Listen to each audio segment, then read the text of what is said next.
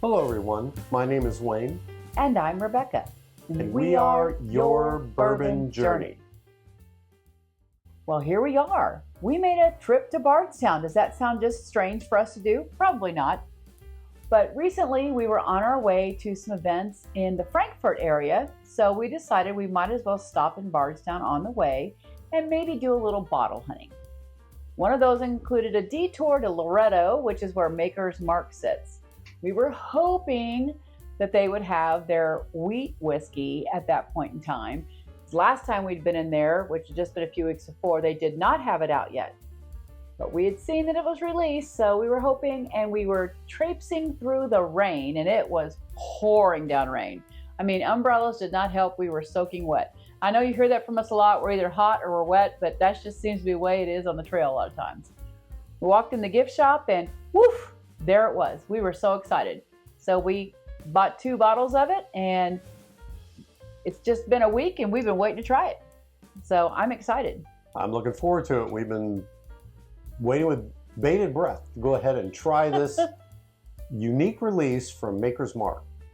I don't know if you noticed, it doesn't even have a melty wax thing on it. It doesn't.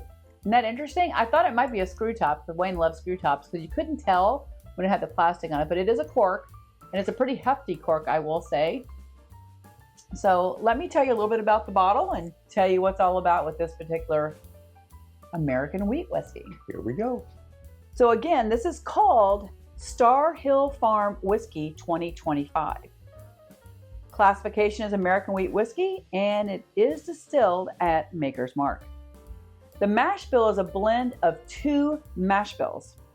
First is a 70% soft red wheat and a 30% malted barley. The other blend includes a 100% malted soft red winter wheat. The age is 7 to 8 years old.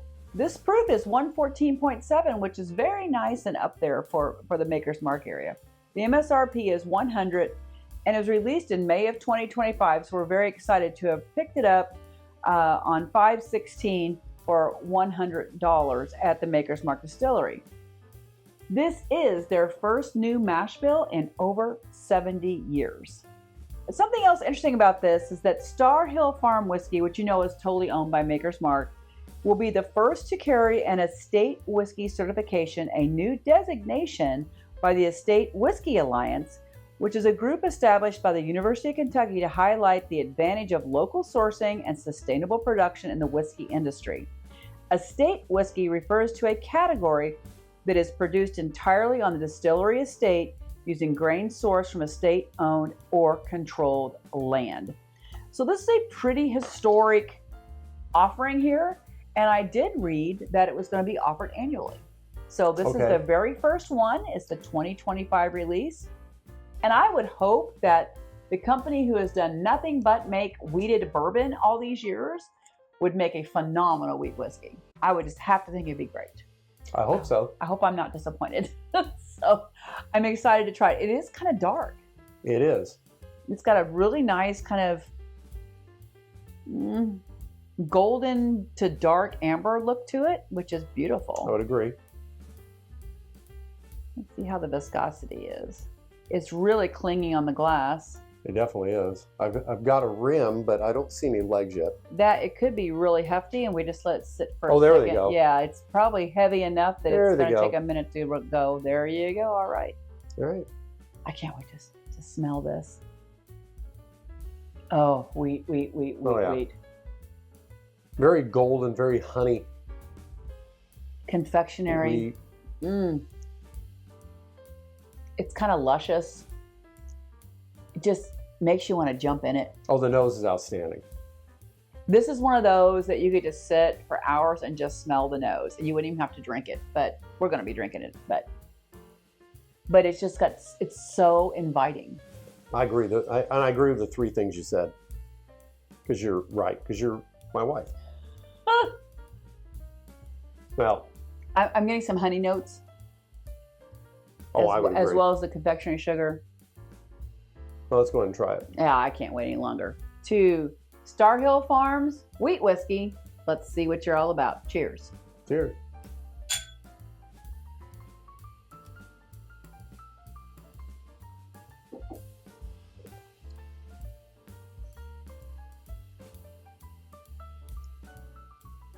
confectionery sugar, honey. It's a wheater. I definitely get the alcohol in it. That's for sure. It's pretty good. It's pretty good. I'm just enjoying it. I'm not often quiet. So I'm really taking it all in. We do enjoy wheat whiskey. We enjoy wheated bourbons, but that's a little different than a wheat whiskey. Some of the wheat whiskeys we've experienced are Bernheim is a wheat whiskey. Penelope has a full wheat whiskey from their estate collection, which was outstanding.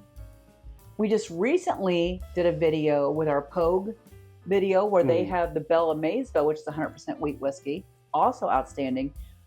And they're all a little bit different. Wouldn't you say? They don't seem to be copycats in any way, shape, or form. I'm really digging this. I'm liking it a lot. It's from the other wheat whiskeys that we've had. When I was saying alcohol, I definitely am getting more like alcohol in this than I have with the other wheated whiskeys. Well, their other ones are barrel proof. I think they're all barrel strength that we've had. So it's nice that they're all seem to be barrel strength. So it's a very nice comparison. Maybe at some point we'll do all four of them side by side. That would be a really interesting, maybe a blind to do. But right now I'm just digging this and enjoying again, I haven't done a second taste because I'm loving this nose. Well, I've gone to the second taste. I mean, it's just, it's hard to explain. To me, it's the three notes that I've mentioned. I'm processing, and we're not at that point yet, but I'm processing other things. This is very good. It's very different than Maker's Mark, which I also think is important because you don't want to exactly go ahead and just make something you're already making and call it new. This is way different than it's not a bourbon. Maker's Mark. It is. It's true. It's a whiskey, and it's an almost 100% wheat whiskey. I mean, half the blend is, and I shouldn't say half the blend because I don't know what percentage is of which mash bill. I really shouldn't say half, but one mash bill is 100% wheat whiskey, and 100% wheat, I should say, and the other half is 70-30, the malted barley. So it's interesting that they have one mash bill is 100% malted soft red winter wheat, and that is really interesting to me.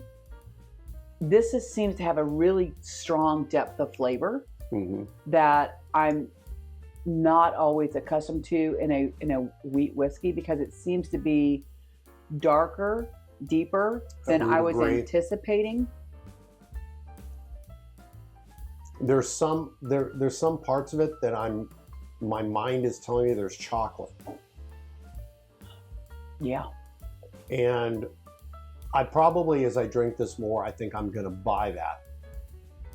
But everything I have said so far, confectionery sugar, you said that you'd said honey, and of course wheat. This is very, very good. This is really, really something. Yeah, the finish, because it does have some age to it, the finish has some barrel notes, and I think that's where I'm getting like a dark chocolate is on the finish. And because it follows that other confectionery thing happening. It's almost like a toffee. It's not butterscotch to me, but it's like this confectionery sugar turns to toffee, and it's almost like a dark chocolate over the top. Like if a Heath bar had dark chocolate on it, I might be thinking that. And it's creamy. I keep forgetting to say that the mouthfeel on this is fantastic. It's so soft, and I keep saying the word luscious because it just feels soft and creamy in your mouth. Like it just wants to lay there and have you take it all in. I'm getting for me, the chocolate is milk chocolate, and I'm getting a little bit of black pepper and just a shade of barrel. And that's about it. But the chocolate for me comes in the back of the palate. It doesn't come in the front at all. Yeah, mine's more in the finish, and it's more dark chocolate. Yeah. I mean, it takes you kind of on a journey. It really does. It starts out, the nose is so confectionery, and it gets a little deeper on the palate, and then a little deeper for the finish for me. I love a good journey. Well, we got 2 bottles of it, so I'm very happy that we did. And if you find this, right now, you're more than likely, if you're in Kentucky, you're going to want to probably go to Makers. I don't know how much it's being distributed yet. If you're out there and you see it in the liquor stores, if you want to post something in the comment section, feel free to do that. But if you're at Maker's Mark, I would definitely get this bottle, especially the fact this is their first venture into this. If you're a collector of bottles, this is probably something you want to hold on to, and definitely buy one and back it up.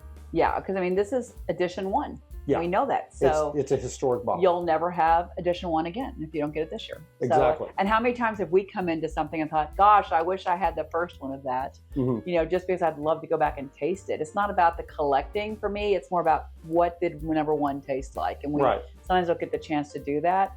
So I'm super excited. It was, you know, going to Maker's Mark is not a simple task. But it's an endeavor to get there. And once you do, it's fantastic. The campus is wonderful. Gorgeous.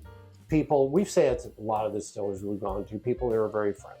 But I highly recommend this. I mean, price point of $100, I think is really reasonable. Well, especially for a bottle that is brand new for an established distillery, it's well worth it. So yeah, I have to tip my glass to Maker's Mark for this wonderful bottle. This wheat whiskey is outstanding. It's definitely different than what you normally have. If you like what we do, please hit that subscribe button. Always remember to drink responsibly. Cheers and have a great day. Cheers. Cheers.